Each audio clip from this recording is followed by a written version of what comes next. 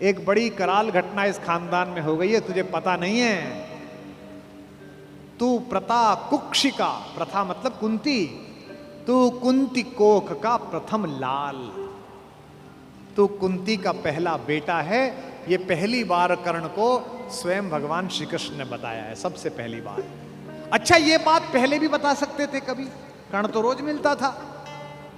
जब 14 साल का वनवास था तब बता देते, नहीं। अगर तुरुप का इक्का आ जाए तो शुरू में मत फेंको, बचा के रखो, फाइनल टेबल पे काम आएगा।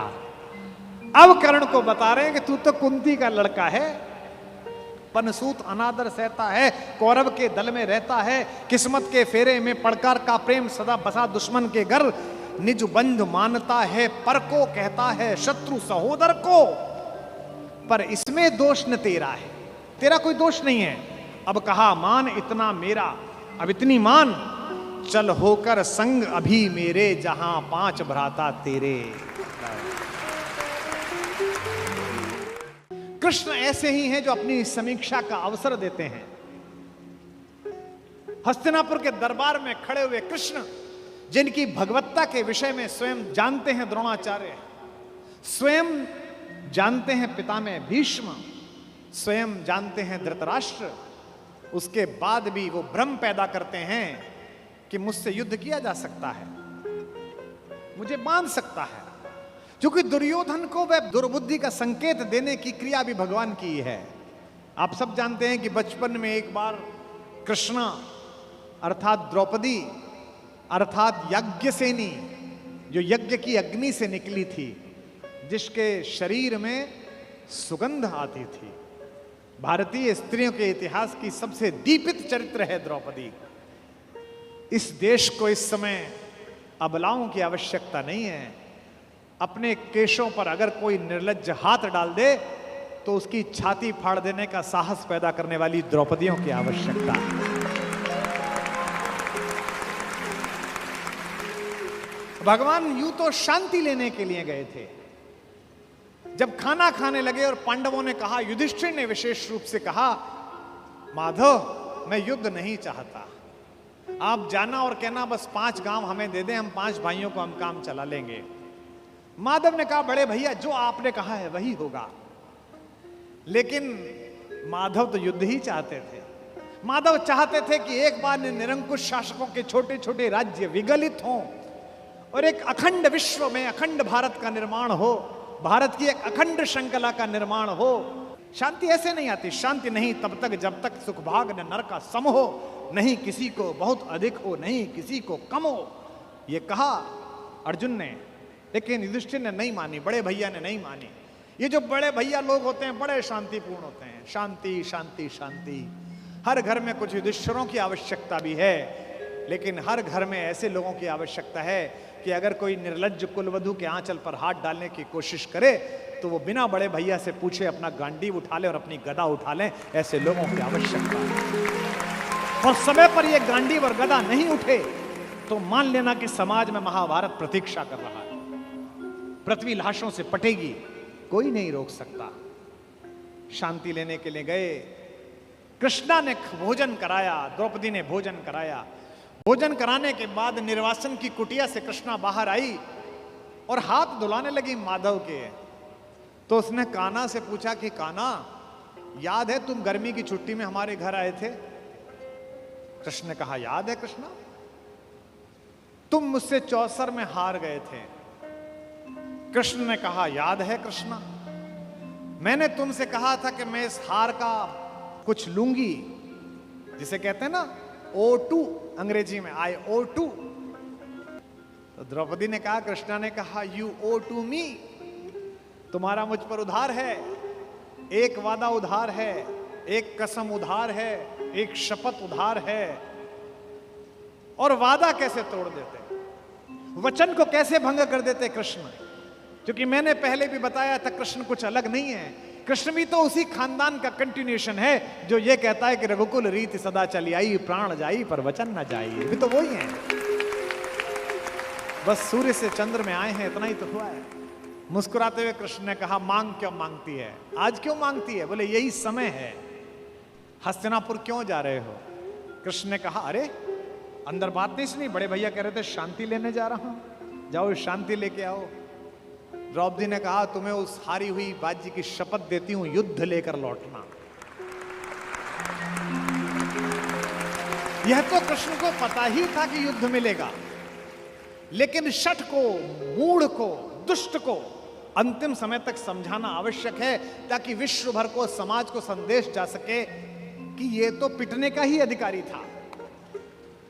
किसी मूर्ख को, किसी जड़ को, किसी पापी को, लगातार बदतमीजी करने वाले किसी व्यक्ति को आपको पता हो और आप सड़क पर पीट दो तो 4 लोग उसके समर्थन में खड़े हो जाएंगे, क्यों इस भले आदमी को मार रहे हो। लेकिन वो लगातार बदतमीजी गली में करे, मोहल्ले में लगातार गुंडई करे, उससे पूरा मोहल्ला परेशान हो, और एक दिन कोई लड़का जिसकी जवानी ठीक से फूटी हो, वो पकड़ के उसे थपड़िया दे और छाती पे घुटना रख के बैठ जाए, तो लोग कहेंगे सही पिटाई हुई इसकी, ऐसी योग्य था। दुर्योधन पिटना है, दुर्योधन की मृत्यु तय है, ये तो तय है, लेकिन कृष्ण जगत को भी बताना चाहते थे। महाकवि दिनकर कहते हैं, वर्षों तक वन में घूम घूम, बाधा विघ्नों को चूम चूम, सह धूप घाम पानी पत्थर, पांडव आए कुछ और निखर, सौभाग्य न सब दिन सोता है, देखें आगे कब हो। मैत्री की राह बताने को, दुर्योधन को समझाने को, सबको सुमार्ग पर लाने को, भीषण विध्वंस बचाने को भगवान हस्तिनापुर आए, पांडव का संदेशा लाए। 2 न्याय अगर तो आधा दो, 2 न्याय अगर तो आधा दो, पर इसमें भी यदि बाधा हो तो दे दो केवल 5 गांव, रखो अपनी धरती तमाम, हम वही खुशी से खाएंगे, परिजन पर आसी न उठाएंगे। दुर्योधन वह भी दे न सका, आशीष समाज की ले न सका, उल्टे हरि को बांधने चला, जो था असाध्य साधने चला। जब नाश मनुज पर छाता है, पहले विवेक मर जाता है।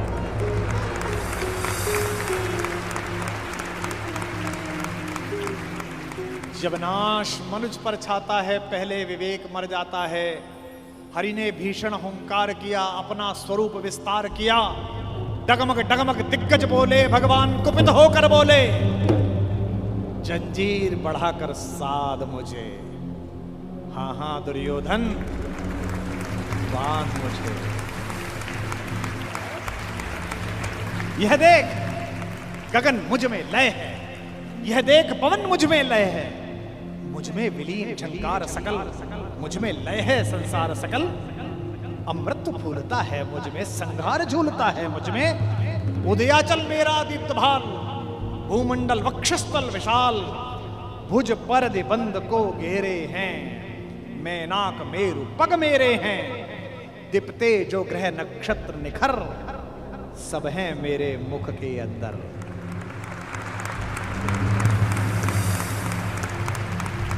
दृग हो तो दृश्य कांड देख, मुझ में सारा ब्रह्मांड, मुझ में सारा ब्रह्मांड देख, चर अचर जीव जर अक्षर अक्षर, नश्वर मनुष्य सुरजात अमर, शतकोटि सूर्य शतकोटि चंद्र, शतकोटि सरत सरक्षिद्र मंद्र, शतकोटि विष्णु ब्रह्मा महेश, शतकोटि विष्णु जलपति धनेश, शतकोटि रुद्र शतकोटि काल, शतकोटि दंडधर लोकपाल, जंजीर बढ़ाकर साध मुझे, हाँ हाँ दुर्योधन बांध मुझे।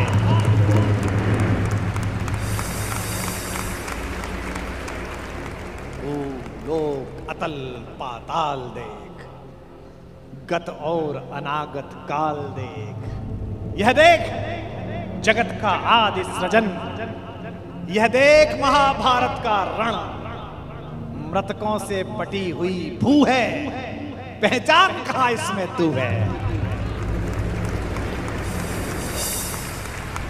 अंबर में कुंतल चाल देख, पद के नीचे पाताल देख, मुट्ठी में तीनों काल देख, मेरा स्वरूप विकराल देख।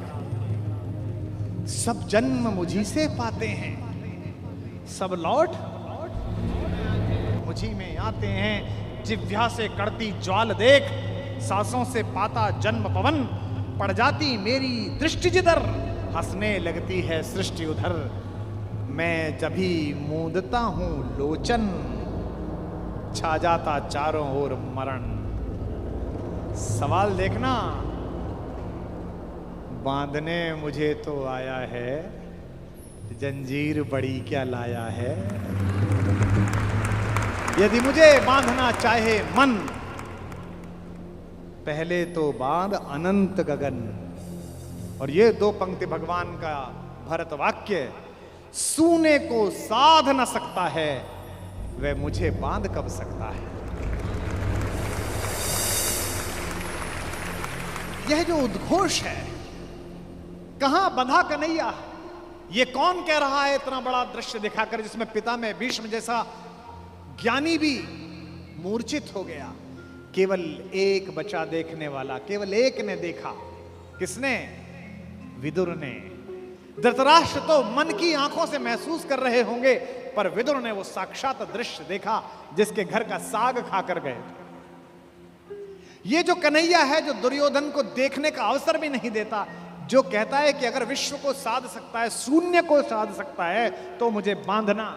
यही कन्हैया यशोदा के आंगन में यमलार्जुन के बीच में रस्सी से बंधा हुआ एक पहर तक रोता रहता है, मैया अब खाली कर दे, अब छोड़ दे, अब नहीं चुराऊंगा।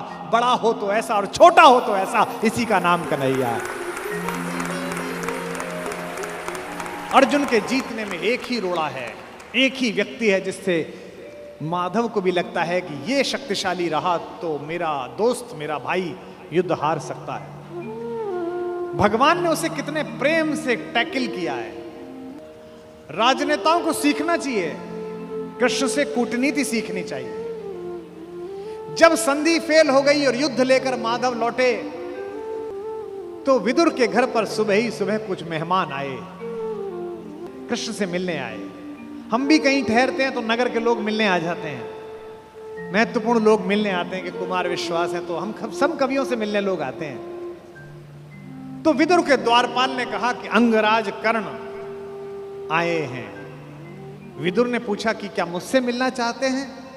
उनसे कहिए राज्यसभा में मिले, अब मैं अपने अतिथि के साथ व्यस्त हूं। और अतिथि भी कौन? माखन चोर।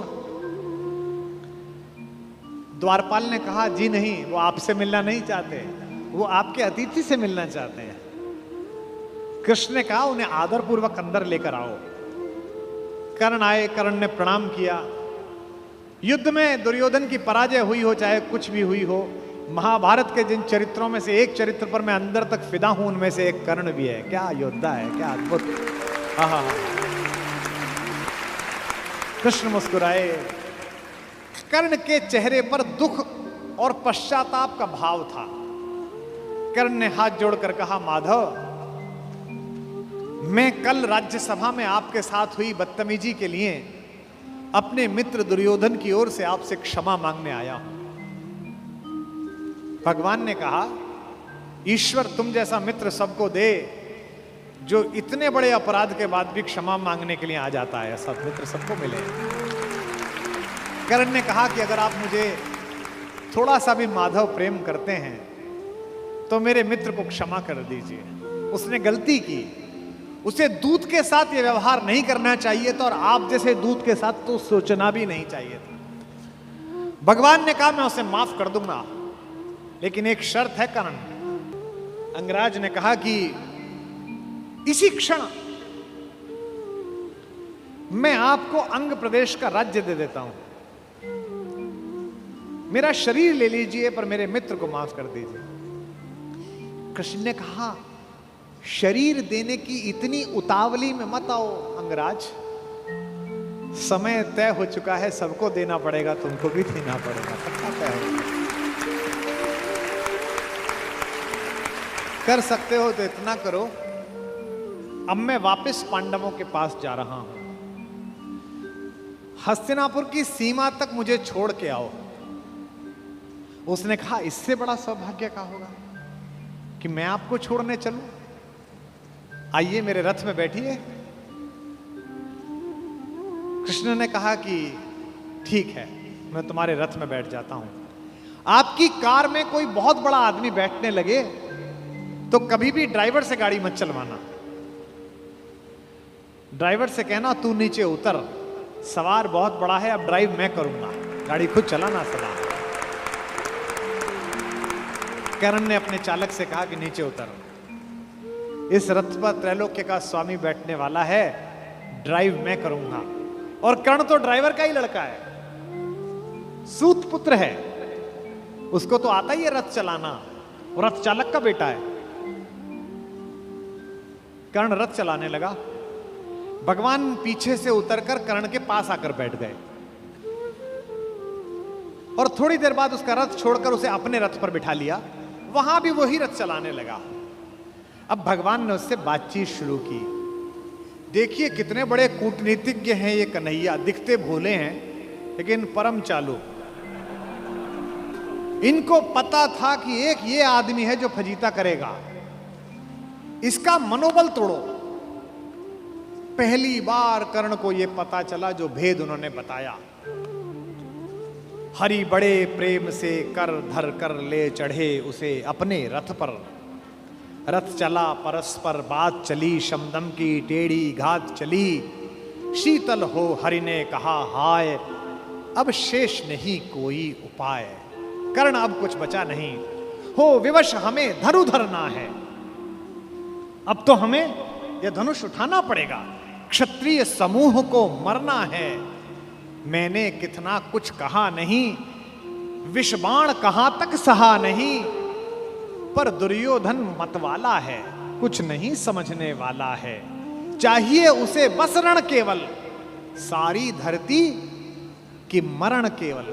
ये जो अहंकार है कि मैं कुछ नहीं दूंगा, क्या बोला दुर्योधन 5 गांव माने पे, सूच्यग्रम नैव दास्यामि बुना युद्धे न केशव। हे केशव, तुम 5 गांव मांगते हो, मैं सुई की नोक के बराबर भी जमीन नहीं दूंगा।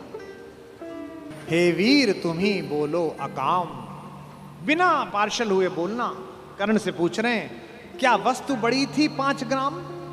5 गांव ही तो मांगे थे, वह भी कौरव को भारी है, मत गई मूढ़ की मारी है। दुर्योधन को बोधूं कैसे, इस रण को अवरोधूं कैसे? सोचो क्या दृश्य विकट होगा रण में जब काल प्रकट होगा। बाहर शोणित की तप्त धार, भीतर विधवाओं की पुकार, निशस्त्र विशस्त्र बिल्लाएंगे, बच्चे अनाथ हो जाएंगे। चिंता में क्या और करूं, शांति को छिपा किस ओट धरूं। सब राह बंद मेरे जाने, अब पासा फेंका। पहले तो माहौल बनाया कि तुम सब मरोगे बेटा, तू भी मरेगा और तेरा यार भी। एक तरीका है बचने का, सब राह बंद मेरे जाने। हां एक बात है, यदि तू माने, देखो कैसे फुसला रहे हैं, तो शांति नहीं जल सकती है, समरागनी अभी टल सकती है। पा तुझे धन्य है दुर्योधन, तू एकमात्र उसका जीवन, तेरे बल की है आस उसे, तुझसे जय का विश्वास उसे। तू संग ने उसका छोड़ेगा, वह क्यों रण से मुंह मोड़ेगा। जब तक तू उसके साथ है वो लड़ाई नहीं छोड़ सकता। बस ऐसा कर, तू उसे छोड़ दे। क्यों? क्या अघटनीय घटना कराल। एक बात बताऊं तुझे कर्ण, एक बड़ी कराल घटना इस खानदान में हो गई है, तुझे पता नहीं है। तू प्रता कुक्षिका, प्रथा मतलब कुंती, तू कुंती कोख का प्रथम लाल, तू कुंती का पहला बेटा है। ये पहली बार कर्ण को स्वयं भगवान श्री कृष्ण ने बताया है, सबसे पहली बार। अच्छा ये बात पहले भी बता सकते थे कभी, कर्ण तो रोज मिलता था। जब 14 साल का वनवास था तब बता देते, नहीं। अगर तुरुप का इक्का आ जाए तो शुरू में मत फेंको, बचा के रखो, फाइनल टेबल पे काम आएगा। अब कर्ण को बता रहे हैं कि तू तो कुंती का लड़का है, पनसूत अनादर सहता है, कौरव के दल में रहता है, किस्मत के फेरे में पड़कर का प्रेम सदा बसा दुश्मन के घर, निज बंधु मानता है पर को कहता है शत्रु सहोदर को। पर इसमें दोष न तेरा है, तेरा कोई दोष नहीं है। अब कहा मान इतना मेरा, अब इतनी मान, चल होकर संग अभी मेरे, जहां 5 भ्राता तेरे। कहते हैं एक काम कर, अब मेरे रथ पे से उतरी मत, अब मैं हाँक रहा हूं और सीधा वहीं जाकर रुकेगा जहां तेरे 5 भाई हैं। जिसको जिंदगी में किसी ने भाई नहीं कहा, जो माँ की एक पुकार के लिए जीवन भर तरसा है, उसको जिंदगी का सबसे बड़ा प्रलोभन दे रहा है हमारा कान्हा। क्या कह रहा है? बिछुड़े भाई मिल जाएंगे, सब मिलकर मोद मनाएंगे। कुंती का त्यू ही परम तने ज्येष्ठ, बल बुद्धिशील में परम श्रेष्ठ। और क्या करेगा? पद त्राण भीम पहनाएगा। भीम तेरे को चप्पल पहनाएगा। कैसे कैसे लालच है, कैबिनेट मिलेगी,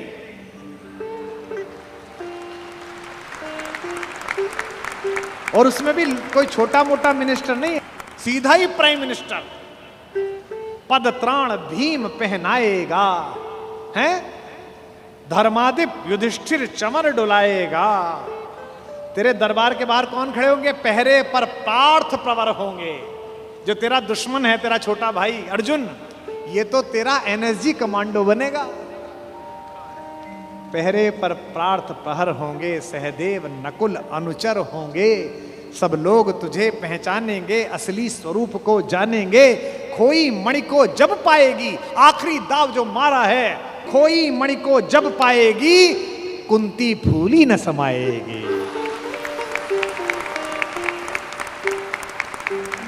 क्या लालच है, क्या लालच है। आहा हा हा।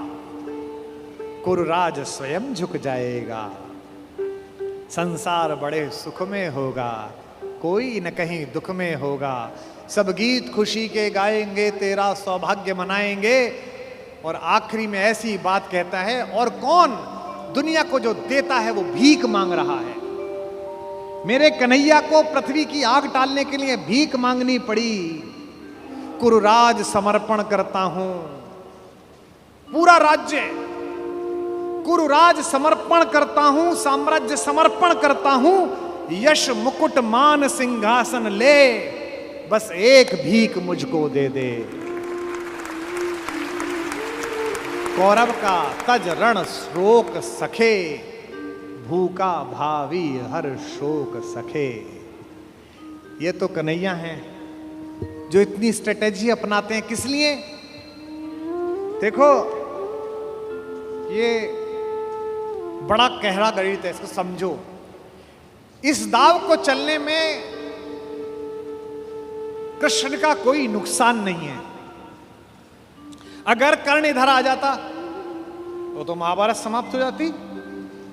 और एक ऐसा योद्धा जो सुबह दोपहर शाम इसी बात की कसम खाता था कि अर्जुन को मारना है, इन पांडवों को मारना है, इसके कलेजे में यह बात डाल दो कि ये तेरे भाई हैं, तो जब युद्ध लड़ेगा तो थोड़ा तो हाथ कांपेगा, थोड़ा तो दिल के अंदर कुछ दुख दुख पैदा होगी। शत्रु की मानसिकता को कमजोर करना, शत्रु की मानसिकता पर प्रहार करना, यह काम है। लेकिन कृष्ण की इस कथा में थोड़ा स्मरण कर्ण का भी कर लो कि उस जैसा कोई आदमी भी पैदा नहीं हुआ जो इतनी सारी चीजों को ठुकरा दे और खुल के कह दे, ए ऋणी कर्ण का रोम रोम, जानते सत्य यह सूर्य सोम, तन मन दुर्योधन का है, यह जीवन दुर्योधन का है।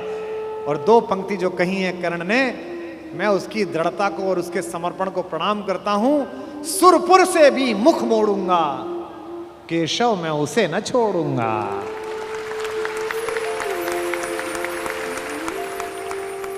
ये जो चरित्र है कृष्ण का योजना बनाने का, पहले कुंती को भेजा, जाओ बता के आओ कि तुम उसकी मां हो। मां ने कहा कि तू वापस आ जा, तो उसने एक वरदान दिया मां को।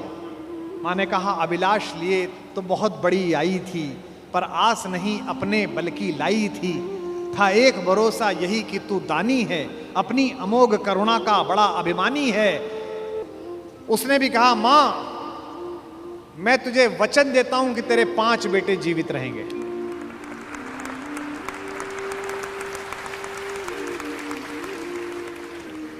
इसका मतलब है कि कर्ण ने कहा कि युद्ध के बाद 5 बेटे जीवित रहेंगे।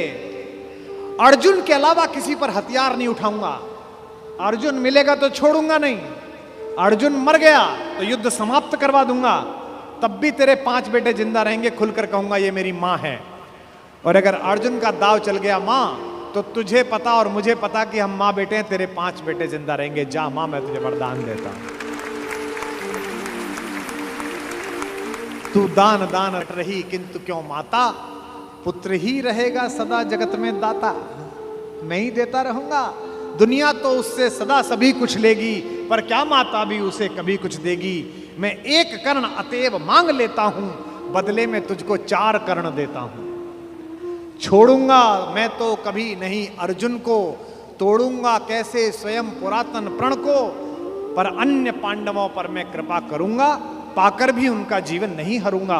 और जिन्होंने महाभारत पढ़ी है उन्हें पता है कि जब कर्ण सेनापति बना उस दिन उसने चारों पांडवों को 5 बार पकड़ के छोड़ दिया।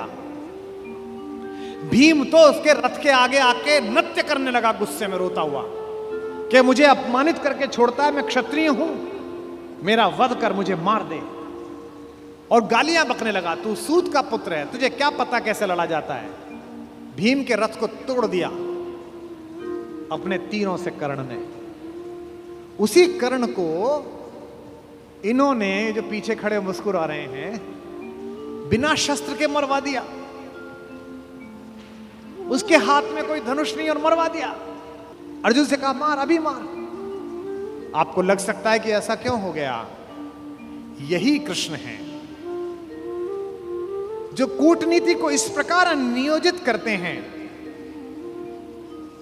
कि उसका तर्क भी साथ साथ देते हैं। रश्मिरथी में मेरे पिता में मेरे बाबा, हमारे खानदान के बड़े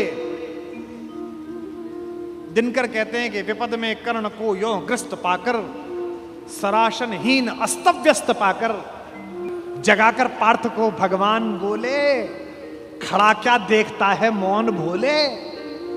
सराशन तान, बस यही अवसर यही है, तान मार इसको, घड़ी फिर और मिलने की नहीं है। विषख कोई बाण, बाण कोई गले के पार कर दे, अभी ही शत्रु का संहार कर दे। क्या कह रहे हैं कृष्ण, सोचो क्या कह रहे हैं। धर्म की धुरी लाने वाले, जिन्होंने पैदा होने से पहले यह कहा था कि भैया जब जब धर्म की हानि होगी तब तब मैं आऊंगा। यदा यदा ही धर्मस्य ग्लानिर्भवति भारत अभ्युत्थानम अधर्मस्य तदात्मानम सृजाम्यहम्। धर्म की स्थापना के लिए आए हैं और निहत्ते को कह रहे हैं मार मार मार। ये क्या है, ये अधर्म है कि धर्म है। अब मैं तर्क दे रहा हूं कृष्ण की ओर से, जो कृष्ण ने उस समय तर्क दिए होंगे। कहते हैं श्रवण कर विश्व गुरु की देशना यह, विजय के हेतु आतुर ऐषणा यह। सहम उठा जरा कुछ पार्थ कामन, विनय में ही मगर बोला अकिंचन। नरोचित किंतु क्या यह कर्म होगा, मलिन इससे नहीं क्या धर्म होगा। हंसे केशव वृथा हट ठानता है, अभी तू धर्म को क्या जानता है। कहूं जो पाल उसको धर्म है ये, मैं जो कह रहा हूं वो कर। हनन कर शत्रु का सत्कर्म है ये। क्रिया को छोड़ चिंतन में फंसेगा, उलटकर काल तुझको ही घसेगा। ये जो हमको सिखाते हैं कि हम दूसरे की सीमाओं का अतिक्रमण करके घर में जाके ना मार के आए, इनको पूछो कि जिस समय हिंदुस्तान के चौराहों पर बम फटते थे, इनको पूछो कि जम्मू कश्मीर में जाते हुए हमारे सीआरपीएफ के जवानों के मुंह पर मतदान के समय जाते हुए ये लफंगे चांटे मारते थे। इनको पूछो कि पड़ोसी के भीख मिले हथियारों से हिंदुस्तान की मां बेटियों को आतंकित करने वाले और केसर की क्यारी में बारूद भरने वालों को सीमा के अंदर पार घुस के मारा जाए कि ना मारा जाए। देश का एक एक बच्चा कहेगा कि मारा जाए।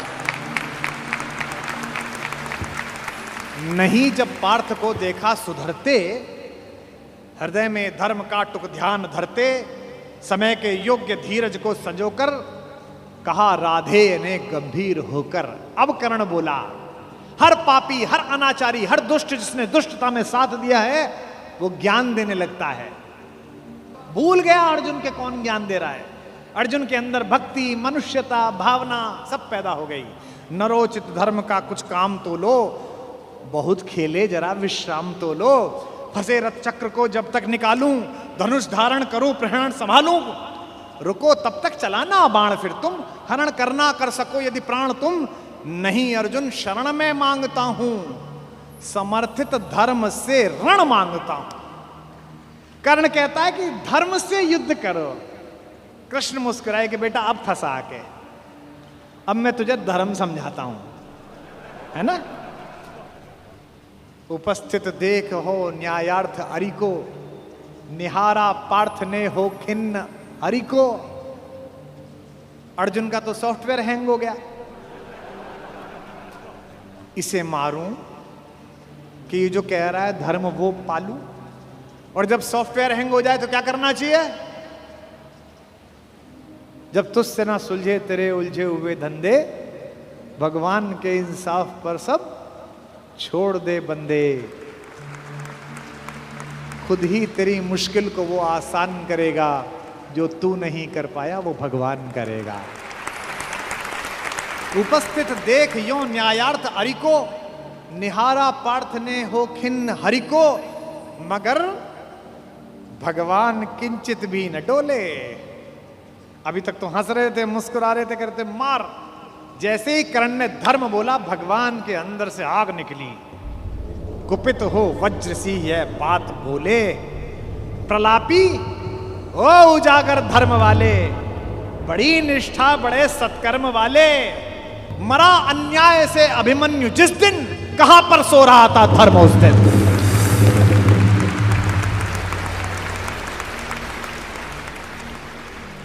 मरा अन्याय से अभिमन्यु जिस दिन, कहां पर सो रहा था धर्म उस दिन। हलाहल भीम को जिस दिन पड़ा था, कहां पर धर्म उस दिन यह धरा था। लगी थी आग जब लाक्षा भवन में, हंसा था धर्म ही क्या तब भुवन में। और एक पंक्ति, बेटे पे आ जाए, पत्नी पे आ जाए और मां पे आ जाए तो खून खौल जाता है। अर्जुन का खून खौला रहे हैं भगवान मेरे। सभा में द्रौपदी की खींच लाके, सुयोधन की उसे दासी बताकर, सुवामा जाति को आदर दिया जो, बहुत सत्कार तुम सबने किया जो। नहीं वह और कुछ सत्कर्म ही था, उजागर शील भूषित धर्म ही था।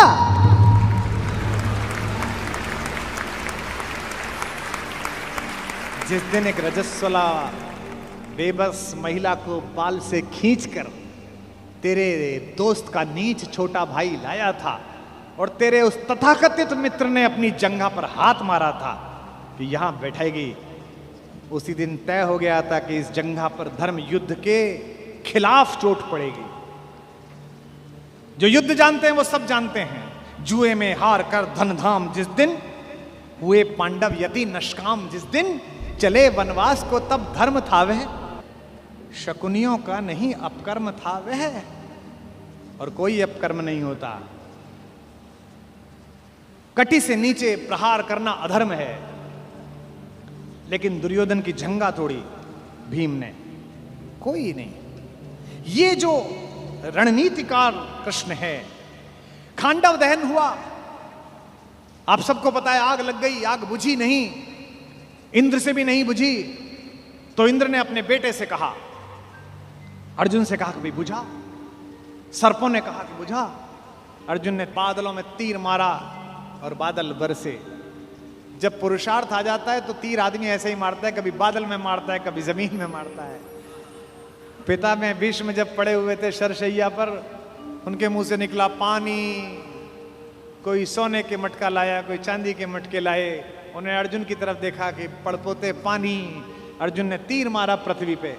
कुरुक्षेत्र चले जाइए, आज भी आपको मिल जाएगी वो नदी जहां जमीन का स्तर तक, वहां तक तीर गया। और साइंस देखिए तीर की, ड्रिलिंग देखिए कि उतनी ही तेजी से गया और धार उतनी ही आई जो पिता में भीष्म के होठों तक आई। आज भी अर्जुन के तीर से निकली हुई इस नदी को हमारे उत्तर भारत में बाण गंगा कहा जाता है। कभी दर्शन करके आइए उस नदी। महाभारत में जब जब पढ़ता हूं, युद्ध का एक एक दिन बढ़ता चला जाता है और मुझे कृष्ण के ऊपर बेचैनी प्रारंभ हो जाती है। मुझे लगता है अब तो कूदो, अब तो करो, अब तो कुछ करो। वो कुछ भी हो जाने देते हैं। जब नारायण श्रीहरि ऊपर से नीचे चले, राम के अवतार के बाद मर्यादा पुरुषोत्तम बड़े ठाकुर के अयोध्या से विदा होकर साकेत पहुंचने के बाद ये योजना बनी कि अब छोटे ठाकुर को नीचे भेजा जाए। तो सारे देवी देवता, सारे नक्षत्र भी पृथ्वी पर चलने के लिए आतुर हुए। सदा ऐसा होता है। शेषनाग आ गए थे लक्ष्मण के रूप में, सब लोग नीचे आई जाते हैं। सूर्य भी तैयार हो गया, इंद्र भी तैयार हो गए, सबने अपने अपने अंश भेजे पृथ्वी पर। इंद्र का अंश कौन है? अर्जुन है। सूर्य का अंश कौन है? कर्ण है। एक देवता ऐसा था जिसने कहा जी मैं तो जा नहीं रहा, तो भगवान ने कहा अपने लड़के को भेज दे। उसने कहा मेरे को तो अपने लड़के से बहुत प्यार है, मैं तो भेजूंगा नहीं, और मैं इतने दिन दूर कैसे रहूंगा, मेरा बेटा तो इतना सुंदर है। वो देवता था चंद्रमा। इस चंद्रमा को शुरू से ही शिकायत रहती है। अच्छा, भगवान का तो वंश था। भगवान ने कहा कि अजीब आदमी है तू, हमारे ही घर के लोग नहीं जाएंगे तो दुनिया क्या कहेगी। सूर्य अपना अंश भेज रहे हैं कर्ण के रूप में, इंद्र अपना बेटा भेज रहा है, अंजनी कुमार अपने दोनों बच्चे भेज रहे हैं नकुल सहदेव के रूप में, धर्मराज स्वयं उपस्थित हो रहे हैं युधिष्ठिर के रूप में, और तू नहीं चलेगा, ना तेरा लड़का चलेगा। उसने कहा कि कन्हैया एक काम कर लो, लड़का ले जाओ मेरा, दो शर्तें हैं, एक तो लड़का आपके पास रहेगा, और बोले एक ये 16 साल का हो जाए तो उसे वापस भेजना पड़ेगा तुरंत। चंद्रमा का वो पुत्र क्या बन के आया? कृष्ण का प्राणों से प्रिय भांजा अभिमन्यु बनकर उपस्थित हुआ, चंद्रमा के पुत्र के रूप में जन्म लिया। और भगवान का अगर कोई योग्यतम शिष्य है जिसने भगवान से शस्त्र विद्या सीखी है, वो अर्जुन का बेटा अभिमन्यु है। अपने पिता की तेजस्विता से भी वो आगे है। इस समय दुनिया की IVF लैब्स ये बता रही हैं कि प्रसव के काल में जो कुछ सुना पढ़ा गया है उसका बच्चे पर असर पड़ता है। और हमारे यहां हजारों वर्षों से माएं प्रसव के दिनों में गीता का पाठ कर रही हैं, बाल गोपाल का चित्र सामने लगा के रखती हैं कि उनके घर में भी कन्हैया जैसा बालक पैदा हो, राधा रानी जैसी बिटिया पैदा हो। यह हम सब का मन है, पहले से परंपरा से आया है हमारे यहां। तो चंद्रमा ने अपने पुत्र को अभिमन्यु बनाकर भेजा। एक दिन ऐसा आया महाभारत के युद्ध में, जब योजना पूर्वक कुरुक्षेत्र के मैदान से खींचकर अर्जुन को अलवर की तरफ ले जाया गया, मत्स्य प्रदेश की तरफ, विराट की नगरी की तरफ। अर्जुन युद्ध की सीमा क्षेत्र के बिल्कुल आखिरी हिस्से पर पहुंच गया, जहां से सूर्यास्त से पहले लौटना संभव नहीं था। अब यह पांडवों के शिविर में चर्चा का विषय बना कि ये जो चक्रव्यूह सजा दिया गया इसे तोड़ेगा कौन? किसी को नहीं आता तोड़ना, इसमें घुसना ही नहीं आता, केवल अर्जुन को आता है। तब अभिमन्यु ने कहा कि ताऊ जी मुझे इसमें घुसना आता है, क्योंकि जब पिताजी मां को यह बात सिखा रहे थे तो मैं गर्भ में था और मैंने ये विद्या सीखी थी। तो बोले बेटा बहुत अच्छा है, फिर निकलना भी आता होगा? बोले नहीं, जब तक उन्होंने इससे बाहर आने का मार्ग बताया तोड़ने का, तब तक मां सो गई, तो मैं बाहर निकलने का नहीं सीख पाया। सारे चाचाओं ने और ताऊओं ने कहा कोई बात नहीं बेटे, तू तोड़ दे, निकाल तो हम लेंगे। भाई महाबली भीम, जिसकी एक मुष्टिका से विंध्याचल के पर्वत छोटे हो गए, जहां जहां उसका पैर पड़ा हिंदुस्तान में 1 लाख जगह है जहां भीम बैठिका है। जिस पत्थर पे चले जाओ बड़ा सा गड्ढा है, बोले ये भीम का पांव रख पड़ा हुआ है। ये देश महान है। इस देश में 2-3 जगह हर जगह मिलती हैं माता सीता की रसोई, जहां जाओ वो मां की रसोई मिलती है। क्या बढ़िया प्रतीक शास्त्र है। दुनिया के 44 देश घूम लिए, इसी क्षण भी अगर भगवान वापस बुलाए और ऊपर बुला के पूछे कि तेरे सत्कर्मों के कारण तुझे देश चुनने का अवसर दिया जाता है, तो मैं दुनिया के सारे देश छोड़कर फिर यही चुनूंगा जहां की मिट्टी में गोपाल लेटा है, जहां के पर्वत पर्वत पर हमारी मां ने भोजन बनाकर उन पर्वत श्रृंखलाओं को तपस्या का केंद्र बना दिया है, जिसके रेणु रेणु पर अपने चरण रखकर राघवेंद्र सरकार भगवान श्री राम मर्यादा पुरुषोत्तम ने और लीलाधर योगेश्वर कृष्ण ने जिसे चंदन बना दिया है। भगवान चुप रहे, किसी ने उनकी सलाह न ली। सेनापति दृष्टद्युम्न थे, द्रुपद पुत्र। सेनापति ने योजना की कि कोई बात नहीं बेटा, मामा ने भांजे को आज्ञा दी कि कोई बात नहीं, तू चला जा इसके अंदर और हम सब तुझे निकाल लेंगे। इतिहास गवाह है, तारीख गवाह है कि अभिमन्यु ने उस चक्रव्यूह को तोड़ा और चक्रव्यूह के दूसरे चक्र में ही पांडवों की सेना को बाहर कर दिया गया और चक्रव्यूह में वो अकेला रह गया। क्या लड़ा, अद्भुत युद्ध हुआ। सुनते हैं कि इंद्र माताली से, जो उसका सारथी है, जो उसका ड्राइवर है, उससे बोला कि रथ लेकर चलो। उसने कहा अभी तो दिन पूरा चढ़ा हुआ है, मैं कैसे आऊं? उसने कहा देखने आओ कि युद्ध कितना सुंदर हो रहा है। अभिमन्यु जिस दिन जा रहा था लड़ने के लिए, उसने सबके पैर छुए। युधिष्ठिर ने कहा जीते रहो मेरे लाल। धृष्टद्युम्न ने कहा जीते रहो मेरे बेटे। चाचाओं ने, नकुल ने, सहदेव ने गले लगा लिया अपने भतीजे को और कहा जीते रहो। जब उसने मामा के पैर छुए, कृष्ण के पैर छुए, तो कृष्ण ने कहा यशस्वी भव।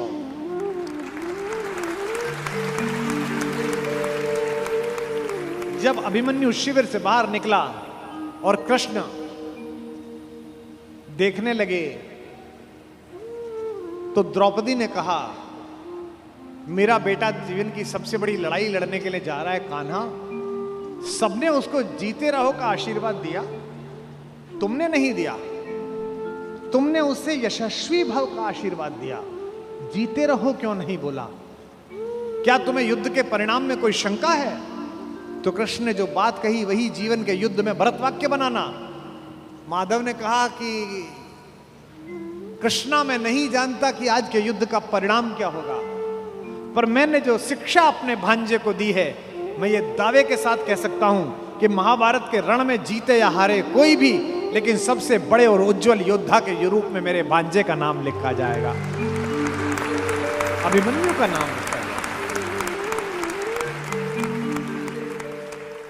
कोई भी योग्य मारीच किसी रावण को जब उपदेश दे तो रावण मानता ही नहीं है। वो विश्वामित्र के पास गए।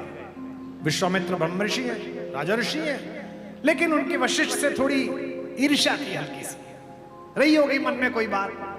वशिष्ठ ने कहा अच्छा तेरे गुरु ने नहीं पहुंचाया, हम तुझे पहुंचाएंगे, चिंता मत कर, शरीर सहित पहुंचाऊंगा बेटा, मेरे पास तपोबल है। उसने कहा गुरुजी आप ठीक गुरु मिले हो, वो गुरु ठीक नहीं था। गुरु पर शंका। विश्वामित्र जी ने उसे नीचे से ऊपर फोर्स मारा। ऊपर इंद्र को पता चला कि पार्सल तो विद बॉडी आ रहा है। इंद्र ने इनसे पूछा कि प्रभु ये डिलीवरी लेनी है कि नहीं लेनी है? इन्होंने कहा नहीं नहीं, जब तक भस्मीभूत होकर गंगा में ना घुल जाए तब तक मैं प्राण नहीं लेता। ये पात्रता है, गेटवे यही है, पहले वीजा बनेगा फिर बॉर्डर क्रॉस होगा। उन्होंने ऊपर से बल लगाया, वो नीचे लटक गया। अब त्रिशंकु बीच में लटका हुआ है, नीचे से विश्वामित्र ऊपर भेज रहे हैं, ऊपर से इंद्र नीचे भेज रहे हैं, वो बीच में लटका हुआ है।